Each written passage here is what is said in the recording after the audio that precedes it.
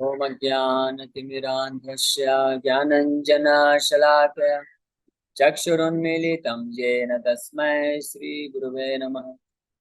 नमो विष्णुपादाय कृष्णप्रेष्ठाय भूतले श्रीमते भक्तिवेदान्तस्वामिन्निति नामिने। नमस्ते सारस्वतीदेवे गौरवाणी प्रचारिणे निर्विशेष शून्यवादी पाश्चात्यदेशतारिणे। जय श्री कृष्ण चैतन्य प्रभु नित्यानंद श्री अद्वैत गदाधर श्रीवासादि गौर भक्त वृंद। हरे कृष्णा कृष्णा कृष्णा हरे हरे, हरे राम राम राम हरे हरे। हरे कृष्ण। तो आप सभी भक्तों का हार्दिक स्वागत है आज के हमारे श्रीमद् भागवतम के इस डिस्कशन में। आज हम लोग चर्चा करेंगे श्रीमद् भागवतम पहला स्कंद पहला दूसरा अध्याय का दूसरा नंबर श्लोक। कि किस प्रकार से शौनक आदि ऋषि जब रिक्वेस्ट किए, बड़े आदर पूर्वक विनम्रता पूर्वक उन्होंने अनुरोध किया सूत गोस्वामी को कथा करने के लिए, तो उससे प्रसन्न होकर जो है सूत गोस्वामी अब इस श्लोक में दूसरे अध्याय का ये दूसरा श्लोक है, यहाँ से सूत गोस्वामी बोलना प्रारंभ कर रहे हैं।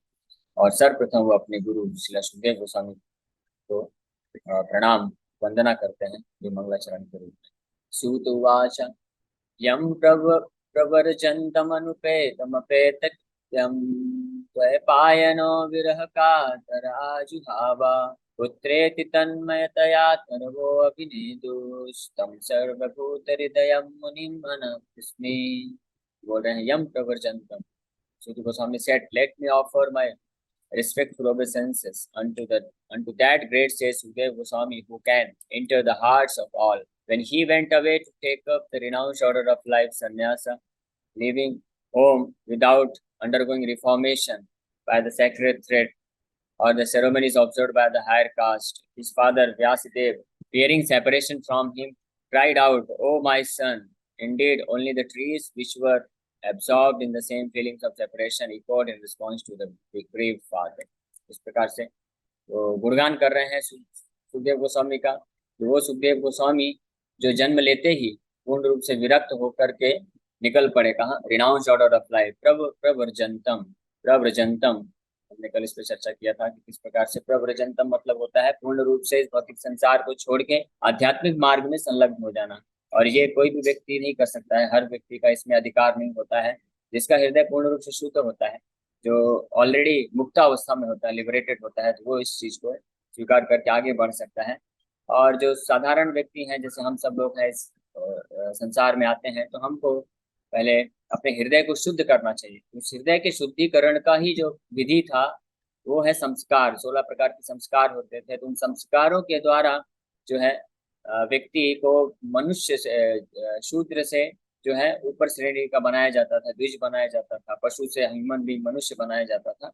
और फिर इस प्रकार से जब वो संस्कारित हो जाता था, अलग अलग प्रकार के संस्कार होते हैं, तो इस प्रकार से जब दीक्षा संस्कार हो जाता था तो वो अपनी इंद्रियों को भगवान की सेवा में लगाने के लिए योग्य बनता था। और इस प्रकार से फिर जब वो इस कर्म योग अपनी इंद्रियों को भगवान की सेवा में लगा के कार्य करता था, जीवन यापन करता था, तो धीरे धीरे जब उसकी हृदय इंद्रियां समस्त शुद्ध हो जाती थी, मन शुद्ध हो जाता था, तब वो पूर्ण रूप से जो परमहंसा ऑर्डर है, जो संन्यास ऑर्डर है, प्रव्रजंतम, यानी पूर्ण रूप से सारे भौतिक कार्यकलापों को छोड़ के भगवान की सेवा में अपने आप को संलग्न कर लेता था। लेकिन यहाँ पे सूर्य गोस्वामी बता रहे हैं कि सुखदेव गोस्वामी एक बड़े ही विशेष बालक हुए। ये ऐसे बालक हुए जो जन्म से ही मुक्त थे, उनके हृदय में कोई आसक्ति, कोई मोह नहीं था। इसलिए पैदा होते ही वो जो हाईएस्ट ऑर्डर ऑफ लाइफ है, जो कि सर्वोच्च स्थिति है संन्यास की, प्रव्रजनता, वो छोड़ के निकल पड़े। अनुपेतम अपेत कृतम इस बात को सूचित करता है। अनुपेतम मतलब बिना किसी संस्कार के, अपेत कृत्यम मतलब बिना किसी प्रकार के, इस प्रकार के दीक्षा और संस्कार की आवश्यकता नहीं पड़ी। एक दिन कोई ये प्रश्न उठा रहा था कि भगवान का भक्ति करने के लिए, नाम जप करने के लिए दीक्षा का क्या आवश्यकता है? भगवान तो, हर आत्मा का भगवान के साथ संबंध है, तो डायरेक्ट बिना दीक्षा के भी हम भगवान का जो है भक्ति सेवा कर सकते हैं। तो निश्चित रूप में जो व्यक्ति जो या जो भक्त पूर्ण रूप से शुद्ध हृदय के हैं, जो मुक्तावस्था में, लिबरेटेड प्लेटफॉर्म में, तो उनके लिए ये जो संस्कार है, दीक्षा है, इन सब का आवश्यकता नहीं होता है। लेकिन हम जो है, हम साधना भक्ति अभी करने का प्रयास कर रहे हैं, हमारा हृदय शुद्ध है, इसलिए हमारे आचार्यों ने ये दोनों विधि हमको दिया है, भागवत मार्ग और पंचरात्रिक मार्ग। तो भागवत मार्ग है श्रवणम कीर्तनम, शुद्ध रूप में भगवान कृष्ण का कथा सुनना, भगवान का नाम रूप लीला का गुणगान करना, ये भागवत मार्ग है। इसके लिए पुरुषचर्या यानी कि ये दीक्षा संस्कार ये सब का आवश्यकता नहीं होता है। लेकिन साथ साथ में हमारे जो आचार्य हैं, विशेष रूप से श्रीला नारद मुनि, जो कि भक्ति के प्रमुख आचार्य हैं, तो उनपे हमारी दयनीय स्थिति को जानते हुए उन्होंने बड़ा कृपा करके पांचरात्रिक विधि दिया है, जिसमें जो है पुरुषचर्या और दीक्षा समारोह संस्कार ये सब विधियां बताई गई हैं। तो इस प्रकार से जब हम, हमारे जैसा जो बद्ध जीव है, जो अभी भी भौतिक आसक्ति में फंसा हुआ है, तो ग्रेजुअली धीरे धीरे वो दीक्षा के द्वारा फिर भगवान की सेवा में संलग्न होता है। फिर जब मुक्त होता है तो पूर्ण रूप से केवल भागवत मार्ग का आश्रय ले सकता है, यानी केवल श्रवण कीर्तनम कर सकता है। फिर उस समय उसको कोई और अन्य कार्यकलाप या सेवाओं का ये जो अपनी इंद्रियों के द्वारा जो है फिजिकल सर्विसेज वो ना भी करे, तब भी वो पूर्ण रूप से भगवान को प्राप्त कर सकता है। तो उसी प्रकार से यहाँ पे सूद गोस्वामी, सुखदेव गोस्वामी के बारे में वर्णन कर रहे हैं कि उनको अनुपेतम अपेतकृत, उनको भगवान का जो है प्राप्ति के लिए अलग प्रकार से संस्कार करने की जरूरत नहीं है। फिर बोल रहे हैं द्वैपायनो विरह कातर आजुहा, द्वैपायनो यानी व्यास देव जी, विरह कातर, वो उनको विरह था, पुत्रेति पुत्रेति, वो चिल्ला रहे हैं पुत्रेति, हे पुत्र तन्मयतया तरवो अभिनेदुस। लेकिन इस प्रकार से वो पुकार रहे हैं सुखदेव गोस्वामी को, हे पुत्र आप आओ, किधर जा रहे हो। लेकिन उनका कोई रिस्पांस नहीं मिलता है। केवल जो वहां पे वृक्ष होते हैं वही केवल उसको को देखे, उन वो भी उस सेपरेशन में जो है पुत्रेति चिल्लाते हैं, बस यही आवाज सुनने में आती है। तो ऐसे महान आध्यात्मिक गुरु श्रील सुखदेव गोस्वामी, तम सर्वभूत हृदयम, जो कि हर किसी के हृदय में एंटर कर सकते हैं, मुनिम, ऐसे महान जो मुनि हैं, मुनि मतलब ऐसे श्रेष्ठ विद्वान को अनतोस्मि, मैं उनको प्रणाम करता हूँ। तो ये यहाँ पे इस प्रकार से सूद गोस्वामी, सुखदेव गोस्वामी का गुणगान करते हुए उनको प्रार्थना अर्पण करते हैं, वंदना अर्पण करते हैं। Purport. The institution of Varna and Ashrama prescribes many regulative duties to be observed by its followers.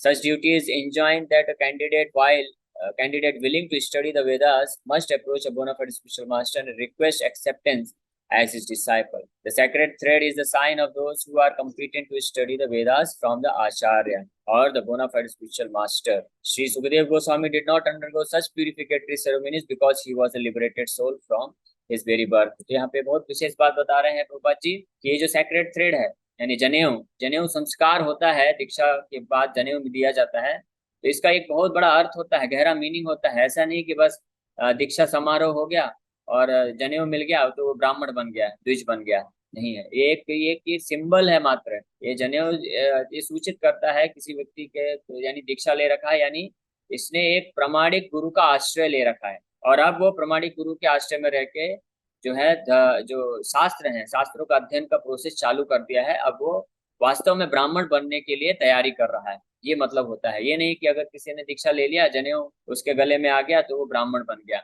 जिस प्रकार से जैसे कोई विद्यार्थी होता है तो किसी स्कूल या कॉलेज में जब एडमिशन लेता है, तो एडमिशन के वक्त उसको स्कूल का ड्रेस दिया जाता है, टाई दिया जाता है, और जो उसका स्कूल या कॉलेज का क्या बोलते हैं उसको, सिंबल, पहचान के रूप में एक बिल्ला दिया जाता है, जिसको लगा के, जिसमें उसका स्कूल का सब उसका लोगो रहता है, नाम रहता है। तो वो जो ड्रेस, कोई विद्यार्थी अगर एडमिशन लेके वो ड्रेस प्राप्त कर लिया है, टाई, स्कूल का पूरा ड्रेस कोड मिल गया है, तो इसका मतलब ये नहीं हो गया कि वो जो है वो विद्यार्थी उस स्कूल में, उस स्कूल के सारे जो स्टडीज को, अध्ययन को समाप्त कर चुका है। ऐसा नहीं है, वो अभी भी वो विद्यार्थी है, वो अभी ग्रेजुएट नहीं हुआ है, यानी वो शिक्षित नहीं हुआ है अभी, लेकिन उसकी शुरुआत हो चुकी है। उसी प्रकार से ये जो दीक्षा है, दीक्षा का अर्थ होता है कि आपने एडमिशन ले लिया है, कौन से कॉलेज में, स्पिरिचुअल स्कूल में या आध्यात्मिक विद्यालय में आपका एडमिशन हो गया है। आपने किसी आध्यात्मिक विद्यालय में जो गुरु हैं यानी आचार्य हैं, उनको, उनका मार्गदर्शन स्वीकार करने के लिए आपने उनका,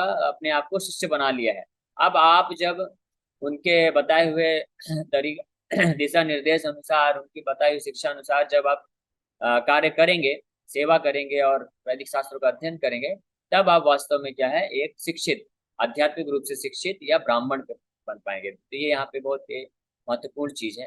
हालांकि कलयुग के दुष्प्रभाव के कारण जो है सूत्र एव द्विजत्वम जायते, बोलते हैं कि अगर कोई जनेऊ धारण कर लिया है, उसी को वो सोचता है कि मैं अब ब्राह्मण बन गया हूँ। बट वास्तव में ब्राह्मण मतलब तो होता है जो प्रमाणी गुरु के साथ के आश्रय में रह के और वैदिक अध्ययन में लगे, और कि ना केवल अध्ययन बल्कि उस अध्ययन से प्राप्त शिक्षा को अपने जीवन में उतारने का प्रयास करे। और जो ब्राह्मण के असली गुण है, समो दमो तितिक्षवा आर्जव आस्तिक्यम ब्रह्म कर्म स्वभाव स्वभाव, जब भगवान गीता में भी बताते हैं कि सेंस कंट्रोल, सहनशीलता, सरलता, है ना, और इंद्रियों का दमन, ये सब कुछ ब्राह्मण के गुण हैं। तो ये गुण विकसित करना चाहिए। और ब्राह्मण के कर्म भी हैं, गुण कर्म विभाग सा, भगवान गीता में बोले चातुर्वर्णम मया सृष्टम गुण कर्म विभाग सा। ये जो चार वर्ण है, ब्राह्मण क्षत्रिय वैश्य शूद्र, ये मैंने बनाए हैं। लेकिन इसका जो डिवीजन है ये बर्थ के हिसाब से नहीं है, जन्म के हिसाब से नहीं है। ये किसका डिवीजन किस हिसाब से है कि जो व्यक्ति जो शिष्य है जब दीक्षा लेता है, ब्राह्मण दीक्षा लेता है, और उसके बाद जब वो गुरु के आश्रम में रह के शिक्षा प्राप्त करता है, तो उसके हिसाब से जब वो गुणों और कर्मों को विकसित कर लेता है तब वो ब्राह्मण बनता है। गुण जैसा कि मैं बताया, सहनशीलता, इंद्रियों में संयम, मन की संतुष्टि, सरलता, और आस्तिक्यम यानी भगवान पे पूर्ण विश्वास होना, ये सारे कुछ गुण हैं। और उसी प्रकार से कर्म है, तो कर्म भी करना चाहिए, पठन पाठन यजन याजन दान प्रतिग्रह, यानी वो जो है खुद भी वैदिक शास्त्रों को पढ़ता है और दूसरों को भी सिखाता है। यजन याजन मतलब भगवान का सेवा पूजा अर्चना करता है, दूसरों को भी सेवा पूजा अर्चना सिखाता है। और दान प्रतिग्रह यानी दूसरों के द्वारा दान स्वीकार करता है और दूसरों को दान देता है। ये ब्राह्मणों के कर्म होते हैं, तब वो व्यक्ति को है ब्राह्मण बनता है। उसी प्रकार से क्षत्रियों के लिए भी दीक्षा होता था, क्षत्रिय के लिए दीक्षा होता था, और वो क्षत्रियों को मिलिट्री ट्रेनिंग देना और समाज की रक्षा करना, धर्म की रक्षा करना, ये सब सिखाया जाता था, उनको भी शास्त्र सिखाया जाता था। उसी प्रकार से वैश्य का दीक्षा होता था, द्विज संस्कार होता था, और उसको वैश्य के हिसाब से कृषि, वाणिज्यम, गो रक्षा, किस प्रकार से सही ईमानदारी के साथ कृषि करना चाहिए, वाणिज्य मतलब बिजनेस करना चाहिए ईमानदारी पूर्वक, धर्म के जो कानून है उनको पालन करते हुए, और सबसे इम्पोर्टेंट गो रक्षा यानी गाय की रक्षा, सुरक्षा करना चाहिए। जैसे भगवान कृष्ण भी इसी प्रकार से सिखाते हैं अपने उदाहरण से। तो इस प्रकार से वैश्य, इस प्रकार से ब्राह्मण क्षत्रिय वैश्य, इन सबके गुण निर्धारित हैं और इन सबके कर्म भी निर्धारित हैं। तो जब कोई व्यक्ति इस प्रकार के गुण विकसित करता है और उसके हिसाब से वो कर्म भी करता है, तब वो ब्राह्मण क्षत्रिय वैश्य कहलाता है। नहीं तो चौथा कैटेगरी सबके लिए एप्लीकेबल है, जिसको शूद्र बोलते हैं। इसीलिए कलयुग में बताया गया है कि कलौ शूद्र संभवा। इस कलयुग में सब लोग शूद्र हैं, क्योंकि कोई भी आज की ऐसी अवस्था हो चुकी है, वर्णाश्रम सिस्टम को कोई पालन नहीं करता है। कोई भी ब्राह्मण क्षत्रिय वैश्य के ना तो गुण है ना तो कर्म करता है, इसलिए कलौ शूद्र संभवा ऐसा बताया गया है। और जन्मना जायते शूद्रा संस्कारात भवेत् द्विजा, ये भी एक वैदिक इंजंक्शन है जिसमें बताया गया है कि जन्म से हर व्यक्ति शूद्र है, लेकिन संस्कार के द्वारा यानी उसके शिक्षा ट्रेनिंग के द्वारा उसको जो है या तो ब्राह्मण क्षत्रिय वैश्य बनने का मौका मिलता है। तो इस प्रकार से ये वर्णाश्रम व्यवस्था में ये संस्कार का बहुत महत्वपूर्ण रोल रहता था। Generally, a man is born as an ordinary being, and by the purificatory processes, he is born for the second time, जिसको द्विज बोलते हैं। द्विज मतलब सेकंड बर्थ, दोबारा जन्म होता है ना। तो पहला जन्म तो माँ बाप से होता है, जिसको शुकर जन्म बोलते हैं। उस जन्म से जो व्यक्ति पैदा होता है वो सब शूद्र ही कहलाता है। लेकिन अगर अपने आप को कोई ऊपर प्रमोट करना चाहता है, प्रकृति करना चाहता है, तो उसको दोबारा जन्म लेना होता था, ये संस्कारों के द्वारा, दीक्षा संस्कार के द्वारा। When he sees a new light and seeks direction for spiritual progress, he approaches the spiritual master for instructions in the Vedas. The spiritual master accepts only the sincere inquirer as his disciple and gives him the sacred thread. तो इस प्रकार से जब कोई इच्छा रखता है कि वो अभी प्रमोट करना चाहता है, अपने आप को ब्राह्मण बनना चाहता है, तो गुरु के पास जाके वो उनका शिष्य बनने के लिए बोलता है। लेकिन जो गुरु हैं वो देखते हैं उसकी कुछ योग्यताएं होती हैं, उसके अनुसार अगर वो योग्य है ब्राह्मण बनने के लिए तो उसको ब्राह्मण बनने का ट्रेनिंग देते हैं, क्षत्रिय बनने के लिए योग्य तो क्षत्रिय बनने का ट्रेनिंग देते हैं, वैश्य बनने का योग्य है तो वैश्य बनने का ट्रेनिंग देते हैं, और शूद्र है तो शूद्र तो ऑलरेडी ट्रेंड है। और मतलब जो शूद्र होते हैं उनको ब्राह्मण क्षत्रिय वैश्य के अंडर में रह के जैसा वो बताते हैं वैसा सेवा करना होता था। इस प्रकार से तो ये जन्म के हिसाब से नहीं था। अगर किसी व्यक्ति का जन्म शूद्र के घर पे भी हुआ है, लेकिन अगर उसके अंदर वो योग्यता है, वो स्पार्क है, स्पार्क मतलब उसके अंदर वो इच्छा है, वो सिंसियरिटी है, तो उसको गुरु उसको देख के ब्राह्मण क्षत्रिय वैश्य भी बना सकते थे। इस प्रकार से एडमिशन दिया जाता था। जैसे आज भी कोई इंजीनियर या डॉक्टर बनना चाहता है तो उसका जाति नहीं पूछा जाता, इंजीनियर और डॉक्टर की जाति नहीं हो। कोई अगर सबसे गरीब से गरीब घर में भी पैदा हुआ है, लेकिन अगर उसके अंदर ये निश्चय है, इच्छा है और योग्यता है कुछ कि हाँ वो डॉक्टर बन सकता है, तो उसको भी कॉलेज में एडमिशन देके डॉक्टर बनाया जाता है। उसी प्रकार से पहले ये जो वर्णाश्रम व्यवस्था था, ब्राह्मण क्षत्रिय वैश्य शूद्र इस प्रकार से वर्क करता था कि उनके क्वालिटी योग्यताओं के अनुसार उनको एडमिशन देके गुरुकुल में गुरुजी उसको ब्राह्मण क्षत्रिय वैश्य का ट्रेनिंग देते थे। In this way a man becomes twice born और द्विजा। द्विजा मतलब दोबारा जन्म। After qualifying as a dwija one may study the Vedas and after becoming well versed in the Vedas one becomes a vipra. तो द्विजा मतलब द्विजा एक संस्कार यानी एडमिशन हो गया और अब वो वैदिक लिटरेचर पढ़ने के लिए तैयार है। और इस प्रकार से जब कोई वैदिक शास्त्रों को पढ़ के अच्छे से समझ लेता है तो उसको विप्र बोलते हैं। वेद पठेत इति विप्रा। A vipra or a qualified brahmana thus realizes the absolute and makes further progress in spiritual life until he reaches the Vaishnava stage। इस प्रकार से वो जब सारे वैदिक शास्त्रों को पढ़ के अच्छे से समझ लेता है और फिर अपने जीवन में उतारने का प्रयास करता है तो वो ब्राह्मण कहलाता है। और जब इस प्रकार का जो ब्राह्मण होता है और फर्दर और आगे प्रगति करता है, भगवान के लिए अपना जीवन समर्पित करने का प्रयास करता है, भगवान का भक्त बनता है, तब वो वैष्णव स्टेज में आता है, यानी भगवान विष्णु की भक्ति को प्राप्त करता है। The Vaishnava stage is the post graduate status of a Brahmin. A progressive Brahmin must necessarily become a Vaishnava, for a Vaishnava is a self realised learned Brahmin. इस प्रकार से ये जो वैष्णव स्टेज है ये पोस्ट ग्रेजुएट स्टेज है, यानी उसको जो है डॉक्टर बोल सकते हैं। तो जो ब्राह्मण जब इस प्रकार से जब परिपक्व अवस्था में पहुंचता है सबसे हाई स्टेज में, तो वो वैष्णव बनता है। लेकिन बिकॉज अनफॉर्चुनेटली दुर्भाग्यवश अभी कली की स्थिति ऐसी है कि आज के समय में ये जो सिस्टम जो हमने अभी डिस्कस किया कि किस प्रकार से संस्कार के द्वारा किसी व्यक्ति को द्विज दीक्षा दिया जाता था, फिर वो धीरे धीरे जो ब्राह्मण क्षत्रिय वैश्य फिर ब्राह्मण बनता था, और फिर जब ब्राह्मण जब पूर्ण रूप से शुद्ध होता था तो वैष्णव बनता था। लेकिन ये जो सिस्टम है आज के समय में वर्क नहीं कर सकता है। इसीलिए प्रभुपाद जी श्री चैतन्य महाप्रभु जो है कृपा करके हमको डायरेक्ट जो है भगवान कृष्ण का शुद्ध भक्ति का मार्ग दिखाते हैं, ताकि हम कैसे भी क्यों ना हो, ब्राह्मण है, क्षत्रिय है, वैश्य शूद्र है, या उससे भी नीचे क्यों ना हो, उससे भी नीचे अगर गुजरा कोई क्यों ना हो, चंडाल हो, यमन हो, मलेच्छ हो, कैसे भी 10 कैटेगरी के लोग होते हैं, तो कैसा भी व्यक्ति क्यों ना हो, अगर वो किसी शुद्ध वैष्णव के आश्रम में आके और भगवान की सेवा में संलग्न हो जाता है तो उसको ये सब जो प्यूरिफिकेटरी प्रोसेस है संस्कार को बाईपास करते हुए, है ना, जैसे बाईपास रोड होती है ना दो सिटी के बीच में, तो मेन सिटी से आपको ना जाना पड़े, मार्केट में ना फंसना पड़े, तो बाईपास रोड बना देते ताकि डायरेक्ट आप जो है पहुंच जाएं अपने डेस्टिनेशन में। तो उसी प्रकार से ये जो भक्ति शुद्ध भक्ति का मार्ग श्री चैतन्य महाप्रभु ने दिया है, ये एक बाईपास रोड है जो आपको डायरेक्ट जो है आप जिस स्थिति में है वहां से आपको सीधे डायरेक्ट हाईएस्ट स्टेज वैष्णव के स्टेज में कैटेगरी में पहुंचा के छोड़ सकता है। तो ये एक विशेषता है श्री चैतन्य महाप्रभु के मूवमेंट की।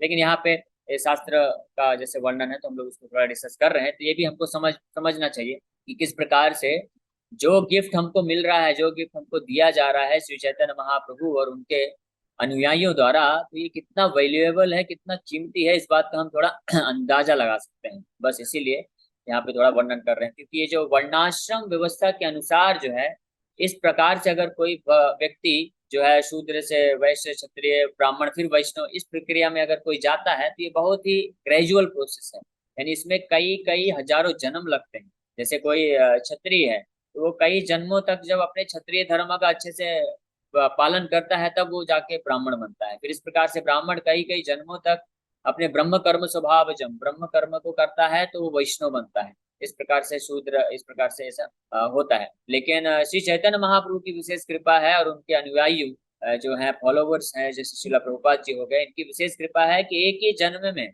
हमको अगर हम उनके निर्देशों का पालन करते हैं और शुद्ध भक्ति के मार्ग में जुड़ जाते हैं यथा श्रवणम कीर्तनम, तो हम बड़ी आसानी से जो है उस हाईएस्ट स्टेज ऑफ लाइफ जिसको बोलते हैं वैष्णव, भगवान विष्णु का शुद्ध भक्त है, उसको प्राप्त कर सकते हैं। Srila Sukdev Goswami was a Vaishnava from the beginning. Therefore, there was no need for him to undergo all the processes of the Varnashram institution. Ultimately, the aim of Varnashram dharma is to turn a crude man into a pure devotee of the Lord or a Vaishnava. Anyone, therefore, who becomes a Vaishnava accepted by the first class Vaishnava or Uttamadhikari Vaishnava is already considered a Brahmana, regardless of his birth और past deeds, है ना। तो सुखदेव गोस्वामी के बारे में बता रहे हैं कि सुखदेव गोस्वामी क्योंकि वो जन्म से ही वैष्णव थे, मुक्त अवस्था में थे, इसलिए उनको ये सब वर्णाश्रम धर्म के जो रीति रिवाज हैं, संस्कार हैं, दीक्षा है, सबको के थ्रू होने का आवश्यकता नहीं था, क्योंकि ऑलरेडी उस प्लेटफॉर्म में थे। क्योंकि वर्णाश्रम धर्म का उद्देश्य है कि धीरे धीरे जो सबसे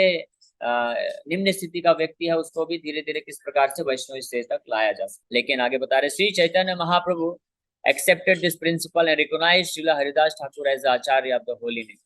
Although Thakur Haridas appeared in a Mohammedan family, in conclusion, Srila Sukdev Goswami was born a Vaishnava and therefore Brahminism was included in him. He did not have to undergo any ceremonies. Any low-born person, be he a Kirat, Hundandra, Pulinda, Pulkash, Veer, Shumbha, Yavana, Kasha, or even lower, can be delivered to the highest transcendental potency by the mercy of Vaishnavas. Srila Sukdev Goswami was the spiritual master of Sri Suta Goswami, who therefore offers his respectful obeisances unto Srila Sukdev Goswami before he begins his answers to the questions of the sages at Naimisharan. इस प्रकार से चैतन्य महाप्रभु ने भी इस principal को स्वीकार किया कि अगर कोई व्यक्ति जो है शुद्ध वैष्णव का आश्रय ले लेता है, तो रिगार्डलेस ऑफ हिज बर्थ, अगर वो शुद्ध भक्ति के मार्ग को अपना लेता है, तो फिर उसका कैसा भी जन्म हो, चाहे वो मुस्लिम खानदान में हो, यवन में हो, शूद्र हो, ब्राह्मण, क्षत्रिय, वैश्य, कुछ भी क्यों ना हो, वो जो है हाईएस्ट प्लेटफॉर्म की अवस्था को प्राप्त कर लेता है।